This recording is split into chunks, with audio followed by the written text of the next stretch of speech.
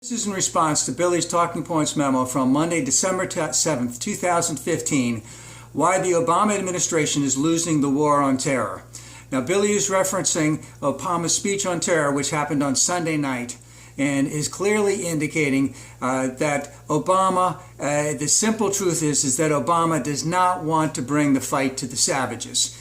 Now, Billy is doing this in response to Obama's speech because he is speaking on behalf of all of the Republican candidates and all of our other sisters and brothers in the GOP who want to marginalize the president, call him weak, call him ineffective, call him not a leader, call him not wanting to do what is necessary to win this war.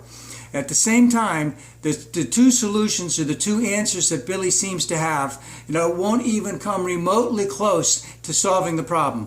One of the things Billy indicates is that yes, we should not have any American troops there, and that number two, we should have strategic strikes and safe zones.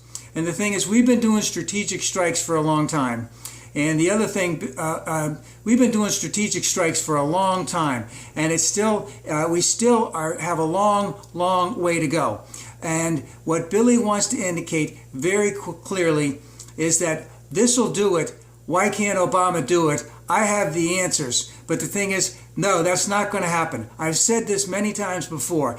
You win a war when you take geography and when the other side surrenders. And what I mean by surrender is that they cede power. Now, ISIL, Daesh is not really, a military, is not really a government. They will never, in essence, cede power. They will cede territory. They will leave territory, let's say.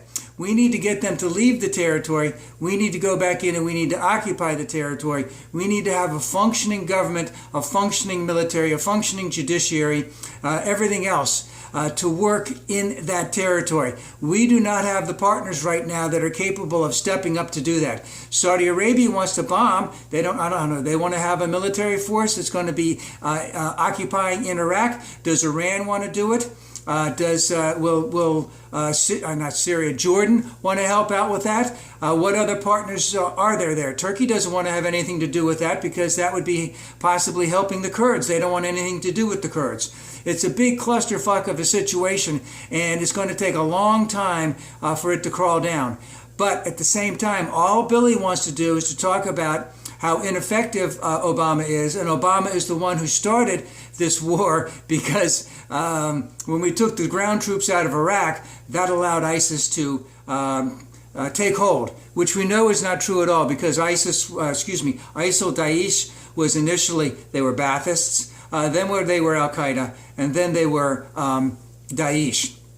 And Billy also indicates that we should have restrictions on bombing. Remember, the restrictions on bombing is because ISIL has taken over a fair amount of territory, small towns, small villages, Raqqa, and a number of other places. We don't want to bomb innocent civilians in those areas where ISIL has taken hold and they own and run the entire cities and town.